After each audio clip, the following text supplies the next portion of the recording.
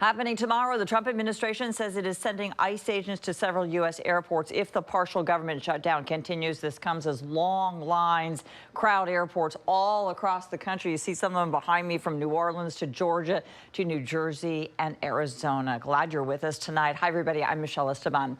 Today, the White House border czar confirmed President Trump's call to deploy federal agents to U.S. airports on Monday if a deal isn't reached to fund the Department of Homeland Security. The agents are expected to help with TSA staff shortages as TSA workers continue to work without pay. And while no TSA impacts at Sea-Tac Airport so far, KOMO's Claire Weber heard mixed reaction tonight from local travelers there. And I was nervous about it. I saw the news about Georgia, and it's horrible. Travelers at SeaTac Airport are relieved to find short security wait times as TSA shortages plague other airports across the country. Very much shorter. There's like almost no lines at all. So we're looking really good right now, I think, as far as TSA lines go. To combat hours-long lines in places like Atlanta, Newark, and other cities, the Trump administration is sending ICE agents to some of the most short-staffed airports this week. I don't see an ICE agent looking at an x-ray machine because we're not trained in that. There are certain parts of security that TSA is doing that we can move them off those jobs and put them in the specialized jobs to help move those lines.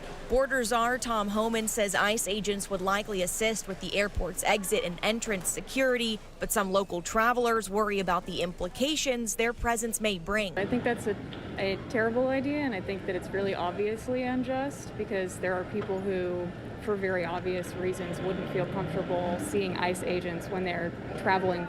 Meanwhile, as TSA officers stretch into another week without pay, other travelers say deploying additional federal agents is a smart move. I think all the help that we can get is good. You know, I loved Elon Musk's idea. He said he would be willing to pay them.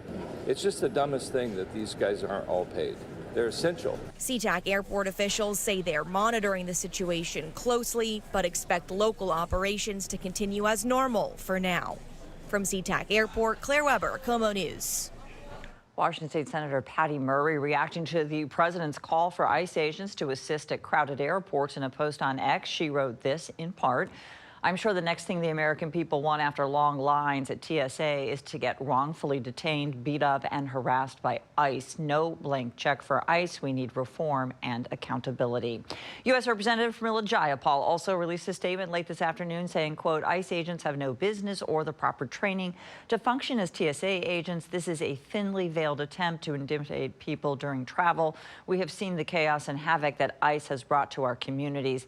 The American people do not want that same chaos and cruelty injected into air travel. It will not make any of us safer."